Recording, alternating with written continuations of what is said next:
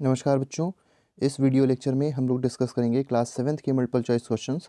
और जो multiple choice questions होंगे वो मल्टीपल चॉइस भी हैं, साथ ही साथ ट्रू फॉल्स भी हैं, और हमारे पास फिल इन द ब्लैंक्स भी हैं, और कुछ वेरी शॉर्ट क्वेश्चंस जो 1 मार्क के होते हैं उनको भी डिस्कस करेंगे।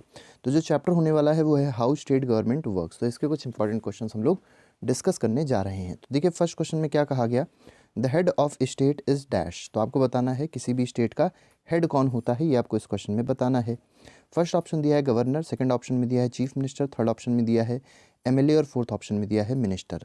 तो देखिए, जो किसी भी स्टेट का हेड होता है वो कौन होता है, गवर्नर होता है। तो स्टेट का हेड गवर्नर होता है, लेकिन अगर सेंटर की बात करी जाए, केंद्र की बात करी जाए, तो सेंटर का हेड कौन होता है, ये होता है प्रेसिडेंट। ठीक है, तो ये दोनों बात आप लोग को याद रखनी है। नेक्स्ट क्वेश्चन पे आते हैं, क्वेश्चन नंबर 2 देखते हैं। क्वेश्चन नंबर 2 में कहा गया the head of government is the dash. तो आपको बताना है गवर्नमेंट का हेड कौन होता है, इस क्वेश्चन में आपको बताना है। तो फर्स्ट ऑप्शन देखिए, फर्स्ट ऑप्शन में दिया है गवर्नर। गवर्नर जो है वो गवर्नमेंट का हेड नहीं होता, ठीक है। चीफ मिनिस्टर होता है गवर्नमेंट का हेड। तो इसमें बी ऑप्शन जो होगा वो सही हो जाएगा। नेक्स्ट क्वेश्चन इस क्वेश्चन नंबर 3, इसमें कहा गया सम एमएलएज हैव डुअल रिस्पॉन्सिबिलिटीज़। देखिए, कुछ एमएलए का मतलब होता है मेंबर ऑफ लेजिस्लेटिव असेंबली। ठीक है, एमएलए का मतलब होता है मेंबर ऑफ लेजिस्लेटिव असेंबली। अब कई सारे एमएलएज ऐसे होते हैं जिनके पास एक से ज़्यादा रिस्पॉन्सिबिलिटी होती है, मतलब डुअल रिस्पॉन्सिबिलिटी होती है। अब इसका मतलब आपसे पूछा गया है, इसका मतलब क्या होता है, इट मीन्स सिटीजन ऑफ, मतलब इसका मतलब क्या है। तो पहली बात तो वो एमएलए हैं और साथ ही साथ वो क्या है, मिनिस्टर हैं। तो इसमें बी ऑप्शन सही हो जाएगा।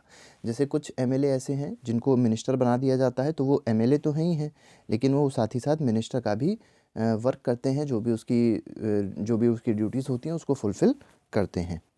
नेक्स्ट क्वेश्चन पे आएंगे, क्वेश्चन नंबर 4 में देखिए क्या कहा गया, law for the entire country is made in the dash. तो देखिए, पूरे कंट्री की बात अगर करी जाएगी, पूरे कंट्री की मतलब किसी स्टेट की बात नहीं करी जा रही है।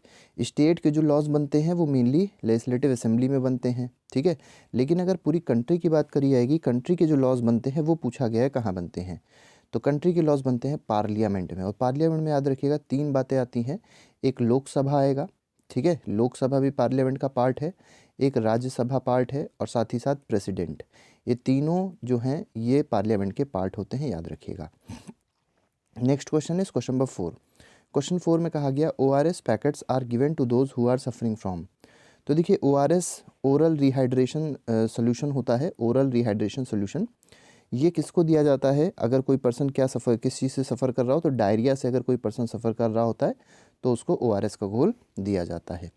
नेक्स्ट क्वेश्चन पे आएंगे, क्वेश्चन नंबर 6 देखेंगे। क्वेश्चन नंबर 6 में देखिए क्या कहा गया, फिल इन द ब्लैंक्स पे बेस्ड क्वेश्चन है। अब फर्स्ट क्वेश्चन देखिए, इसमें कहा गया है it is the governor of state who appoints the dash and the other ministers. तो गवर्नर किसको अपॉइंट करता है, तो चीफ मिनिस्टर को, किसी भी स्टेट के चीफ मिनिस्टर को कौन अपॉइंट करता है, गवर्नर करता है। तो अगर आपसे पूछा जाए कि चीफ मिनिस्टर को कौन अपॉइंट करता है, ठीक है, तो करता है गवर्नर। ठीक है, तो चीफ मिनिस्टर को गवर्नर अपॉइंट करता है, और साथ ही साथ कई सारे मिनिस्टर्स को भी गवर्नर ही अपॉइंट करता है किसी भी स्टेट के।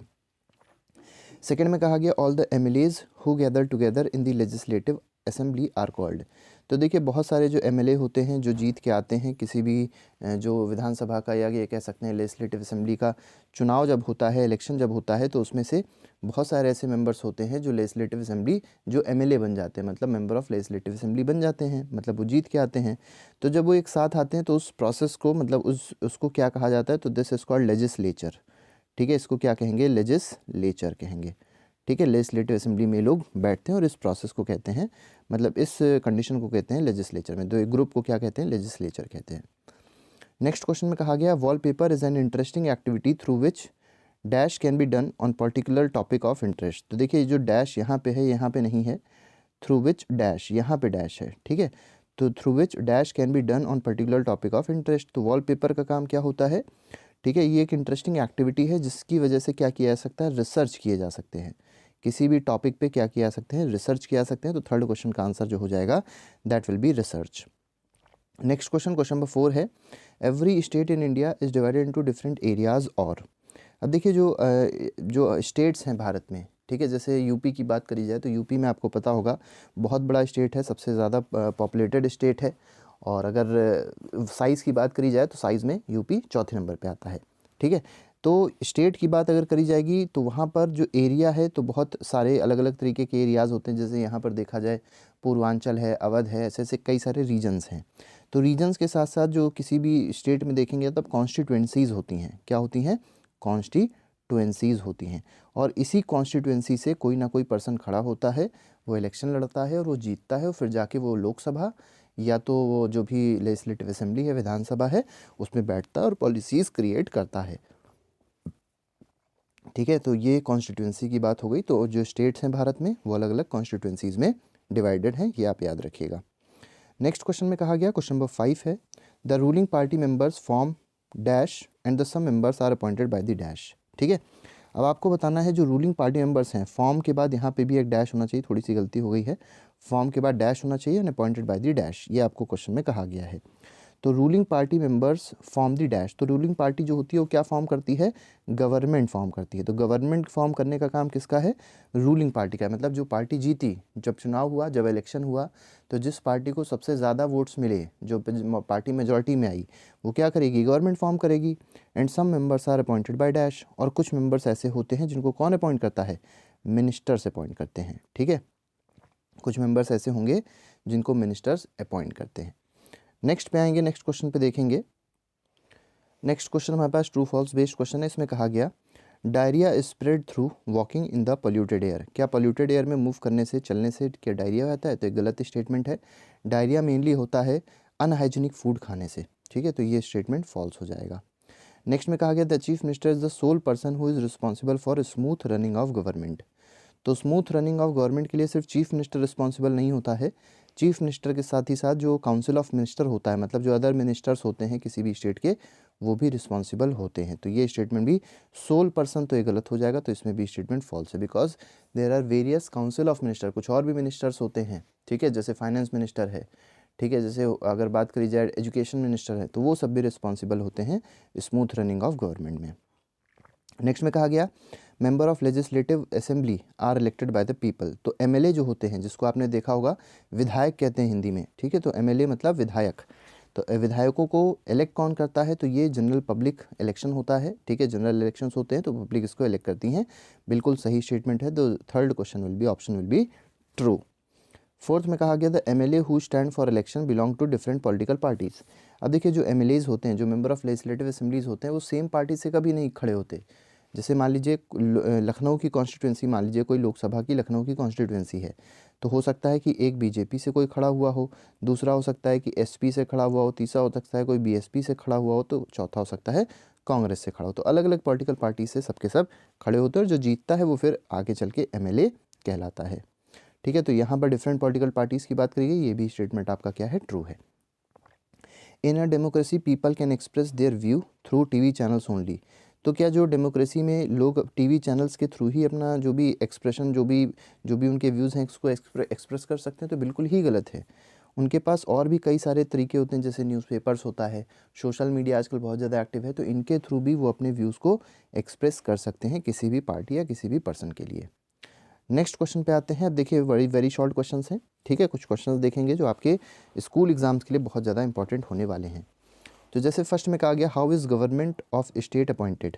तो गवर्नर जो होता है किसी भी स्टेट का, वो कैसे अपॉइंट किया जाता है? तो वो अपॉइंट होता है प्रेसिडेंट से। याद रखिएगा, गवर्नर को अपॉइंट करने का काम किसका है? प्रेसिडेंट का है। Next is question number 2। Question number 2 में कहा गया, whose responsibility is to run various government departments और मिनिस्टर्स। तो देखिए, जो गवर्नमेंट में होती है उसमें कई सारे डिपार्टमेंट्स होते हैं। जैसे आप लोग ने देखा होगा, इलेक्ट्रिसिटी का डिपार्टमेंट अलग है, ठीक है, एजुकेशन का डिपार्टमेंट अलग है, हेल्थ का डिपार्टमेंट अलग है, ठीक है, इंडस्ट्री का डिपार्टमेंट अलग है। तो इन सब डिपार्टमेंट्स के लिए अलग अलग मिनिस्टर्स होते हैं। ठीक है, तो इनको रन कौन कराता है, मेनली आपसे पूछा गया। तो रन कराने के लिए चीफ मिनिस्टर है, और साथ ही साथ कुछ और मिनिस्टर्स होते हैं जो अलग अलग डिपार्टमेंट्स को रन करने में मदद करते हैं। ठीक है, तो इसमें चीफ मिनिस्टर हो जाएगा एंड वेरियस अदर मिनिस्टर्स हो जाएंगे। नेक्स्ट में कहा गया, how will you define a legislative assembly. अब लेजिस्लेटिव असेंबली क्या होती है? तो ये एक प्लेस होती है जिसमें सारे के सारे एमएलएज जो जीत के आए हैं, ठीक है, रूलिंग पार्टी के, और उसमें याद रखिएगा, जो लेजिस्लेटिव असेंबली है उसमें ज़रूरी नहीं कि सिर्फ रूलिंग पार्टी के ही लोग बैठें, उसमें जो अपोजिशन से जीत के आए हैं वो भी उसमें बैठते हैं, और कई सारी पॉलिसीज़ को बनाया जाता है। ठीक है, तो पॉलिसी मेकिंग कहाँ पे होती है? इसी लेजिस्लेटिव असेंबली में होती है। लेजिस्लेटिव असेंबली याद रखिएगा स्टेट में होती है, और पार्लियामेंट होती है सेंटर पे। नेक्स्ट पे बात करी जाए, नेक्स्ट क्वेश्चन में कहा गया डिफाइन द टर्म गवर्नमेंट। अब गवर्नमेंट क्या होता है? Government refers to government department, governmental department से रिलेटेड है, और जो बहुत सारे मिनिस्टर्स होते हैं उस डिपार्टमेंट में जो उनको लीड करते हैं या हेड करते हैं, तो that comes under government. Next question में आते हैं, who is the head of executive. तो एग्जीक्यूटिव मतलब जो भी अलग अलग मिनिस्टर्स हैं सब अलग अलग डिपार्टमेंट्स के, उसको एग्जीक्यूटिव कहा जाता है। तो उसका हेड कौन होता है? तो उसके हेड होते हैं चीफ मिनिस्टर्स। मतलब चीफ मिनिस्टर वो एक ही होगा, एक से ज़्यादा नहीं हो सकते हैं।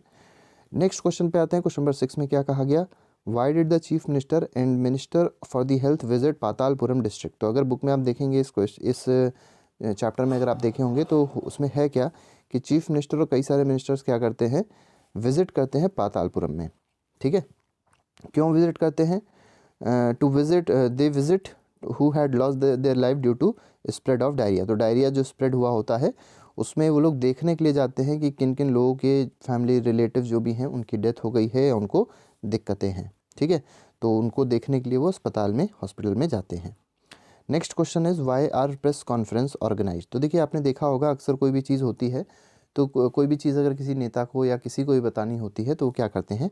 प्रेस कॉन्फ्रेंस ऑर्गेनाइज करते हैं। तो प्रेस कॉन्फ्रेंस का मतलब क्या होता है? प्रेस कॉन्फ्रेंस ऑर्गेनाइज करी जाती है कई सारे करंट इश्यूज़ को डिस्कस करने के लिए। ठीक है, हो सकता है वो डिस्कशन मीडिया से हो रहा हो या हो सकता है वो डिस्कशन आम जनता से हो रहा हो, तो दोनों से ही हो सकता है। नेक्स्ट में कहा गया what do you know about wallpaper. अब वॉलपेपर क्या होता है? तो wallpaper is an interesting activity through which research can be done on a particular topic of interest. देखिए वॉलपेपर एक एक्टिविटी होती है जिससे क्या कर सकते हैं हम लोग? रिसर्च कर सकते हैं किसी भी पर्टिकुलर टॉपिक पे। ठीक है, why do people in democratic setup organise meeting. अब मीटिंग क्यों ऑर्गेनाइज करी जाती है? आप लोगों ने देखा होगा जब भी चुनाव ना होता है या होने वाला होता है तो लोग क्या करते हैं कि आसपास में जो ग्राउंड होते हैं, जो पार्क्स होते हैं, वहाँ पर मीटिंग रखते हैं। और मीटिंग रखते क्यों हैं? क्योंकि उनको अपनी ओपिनियन बतानी होती है।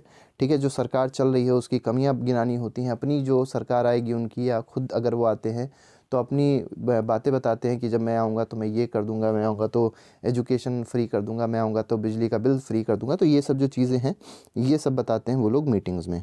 ठीक है, तो यहाँ पे देखिए कहा गया they do so to voice their opinions and protest against the government if any of the action is not in their favour. तो देखिए कोई भी चीज़ अगर कोई गवर्नमेंट करती है जो सभी के फेवर में नहीं है, हालांकि कोई भी चीज़ ऐसी नहीं हो सकती जिसके लिए सभी संतुष्ट हो जाएं, ऐसा कभी नहीं हो सकता क्योंकि बहुत सारे लोग हैं, अलग अलग सबकी मेंटालिटी है। ठीक है, तो बहुत सारे ऐसे लोग होते हैं जो सरकार की जो भी नीतियां हैं, जो भी पॉलिसीज़ हैं उसके अगेंस्ट कुछ ना कुछ बोलते हैं, तो इसीलिए मीटिंग को ऑर्गेनाइज़ किया जाता है डेमोक्रेसी में। नेक्स्ट और लास्ट क्वेश्चन है, 10th क्वेश्चन है, the government works at 3 levels. जो गवर्नमेंट होती है वो 3 लेवल पे काम करती है। वो 3 लेवल कौन कौन से हैं? तो पहला लोकल गवर्नमेंट है जिसको विलेज गवर्नमेंट भी कह सकते हैं, दूसरा स्टेट गवर्नमेंट होती है और तीसरा सेंट्रल या नेशनल गवर्नमेंट होती है। याद रखिएगा नेशनल गवर्नमेंट को सेंट्रल गवर्नमेंट भी कह सकते हैं और यूनियन गवर्नमेंट भी कह सकते हैं। तो इस तरीके से ये हमारे कुछ क्वेश्चंस थे जो अभी हम लोगों ने डिस्कस किए। ये चैप्टर बहुत ही ज़्यादा इंपॉर्टेंट है। इसके बाद जितने भी चैप्टर्स हैं उसके एमसीक्यूज़ जो पहले के हों पहले से एमसीक्यूज़ डाल दिए गए हैं प्लेलिस्ट में, और बाकी एमसीक्यूज़ बहुत जल्द आपके पास मिल जाएंगे आपको। तो आज के लिए फ़िलहाल इतना ही। Thank you very much, goodbye, जय हिंद।